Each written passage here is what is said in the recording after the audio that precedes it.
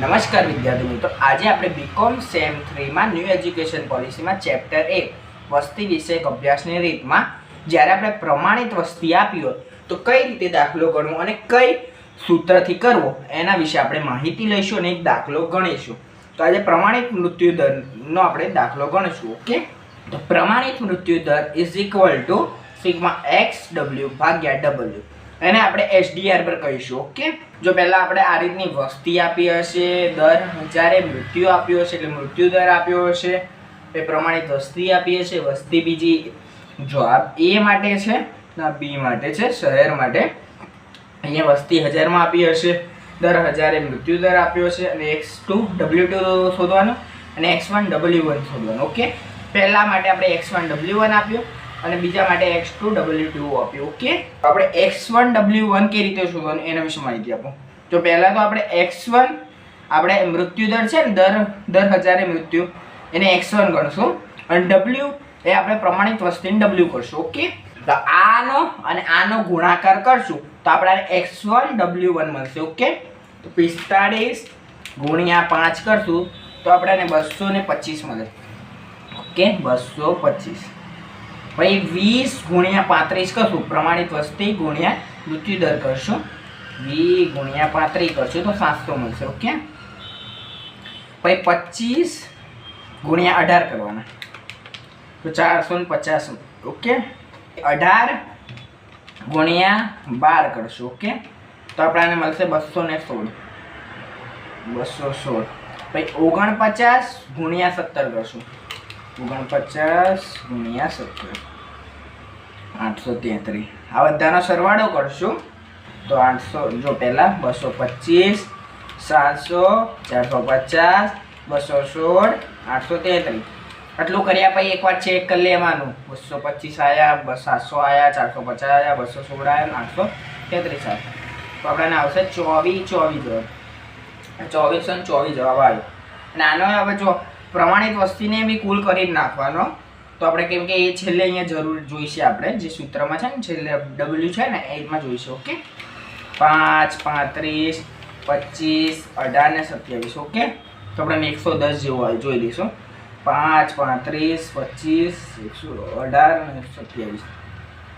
27 નહીં 17. હા, જોઈ લો, આપણે ભૂલ થઈ તો આપણે 10 માઇનસ કરી દઈશું તો અહીંયા 100 આવશે. ઓકે, હવે આપણે આ W અને x2 એટલે આ બંનેનો ગુણાકાર કરશું તો xW અને x2 અને W2, આને W2 બી ગણીએ, W1 બંને ગણી શકાય. ઓકે, તો 35 ગુણ્યા 5 કરશું તો 175 આવશે.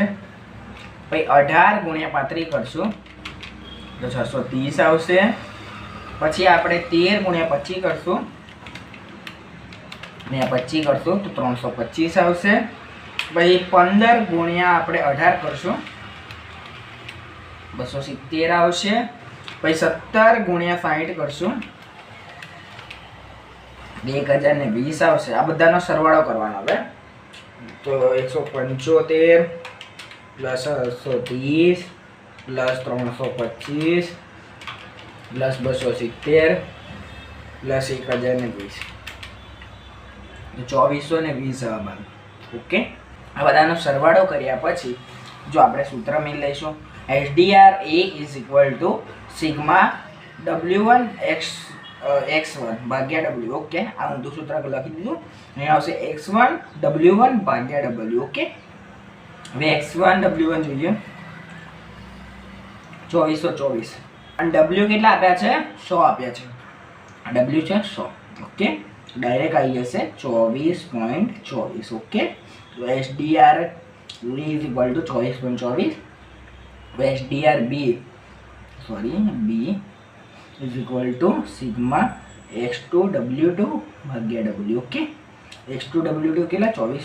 x2 W2 2420 આવ્યા તો 2420 ભાગ્યા W કેટલા આપ્યા છે? 100.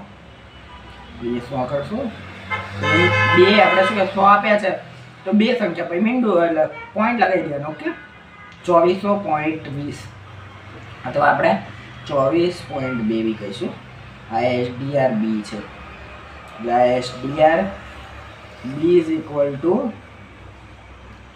2420 બી કહી શકો, નહીં તો 24.2 બી કહી શકો. ઓકે, તમે બે રીતે કહી શકો. ઓકે, આ રીતે આપણે આ દાખલો ગણીશું. ઓકે, જ્યારે પ્રમાણિત વસ્તી આપી હોય તો આ રીતે આપણો દાખલો પૂર્ણ થશે. ઓકે, આ વિડીયો ગમ્યો તો લાઈક, કમેન્ટ, શેર કરી દેજો અને તમારા છેક સુધી વિડીયો જોવા બદલ ધન્યવાદ.